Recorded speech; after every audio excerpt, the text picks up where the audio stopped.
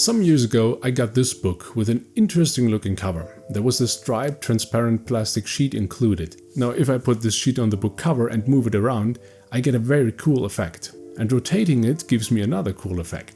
It's basically like there are different animation frames on the image and I'm covering all of them but one with the sheet.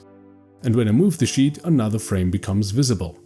This effect is called barrier grid animation. Some call it picket fence animation, which I think is a bit more catchy. Now since receiving this book, I've always wanted to experiment a little bit with this effect. And that's what we're gonna do. But let's go over the basics first. Let's say I have a simple animated monkey like this one, and this animation only has 2 frames. Then I can take those frames and slice them into stripes.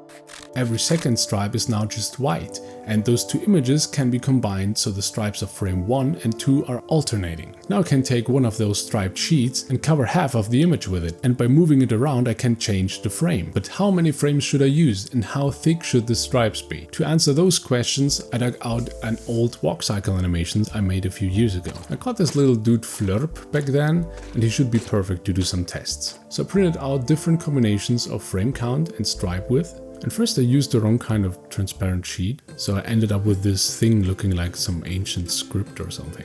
Now with the correct sheet, I can try them all out together at the same time and can already see which ones kinda work and which don't. But let's take a bit of a closer look. This one doesn't really work at all because the lines are too fine for my printer. That one works even though the other frames that should be hidden are pretty visible. Same for the next one. The ones with wider stripes make it harder to recognize the shape of the picture, and the first 4 pictures had 4 frames each, while the following have 7 frames each. The results are pretty similar though. The printer couldn't handle this one is pretty good, and the other ones are a bit hard to see. Okay, so 4 frames or more do work, but because I wasn't too excited about the results of this, I limited myself to just having 2 frames, just like the monkey in the beginning.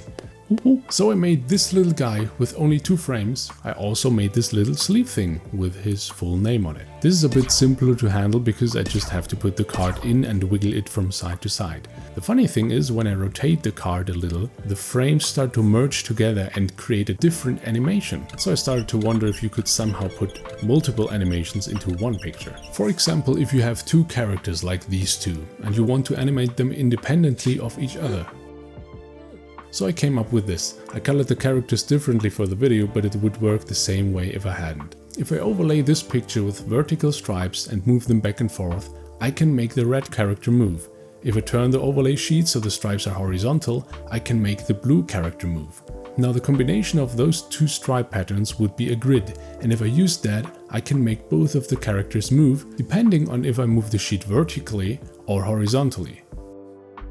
I can move them individually or at the same time, if I just move the sheet diagonally. The disadvantage of this is that basically 75% of the picture is covered. The first stripe pattern covers half of the picture and the second one covers half of what's left. So it does get a bit hard to see. And just to show that it doesn't have to be parallel lines all the time, here's a radial layout with different animations, and I can just rotate the stripe sheet to make them move. And they all have their own little moving part.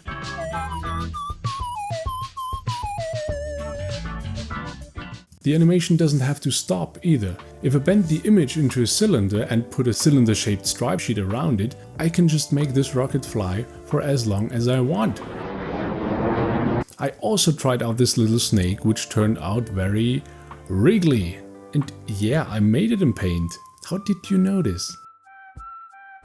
But you know, it's not all just fun and games. I also wanted to try something a little more interesting.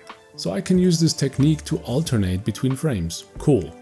But I can also slightly lift the grid sheet from the image and create an entirely new effect. If the distance between the image and the sheet and the distance between the image and my eyes is just right, I can see one of the pictures with each eye, which means depth perception. This kind of worked for me, but obviously isn't visible in a 2D YouTube video. So I tried to think of some way that a 3D picture can be shown on a 2D screen without any extras like glasses or special hardware. And a very old school technique for this crossed my mind, and also my eyes. Usually, humans see an object with both eyes. Each eye sees a picture with a slightly shifted perspective, which makes it appear three-dimensional. Now, if there were two pictures made with cameras instead, a human can't just look at both of them the same way they would look at a real object. But here's the trick, the pictures can be swapped, and if the human can cross their eyes willingly, we are back in 3 dimensions. From the person's point of view, it looks something like this.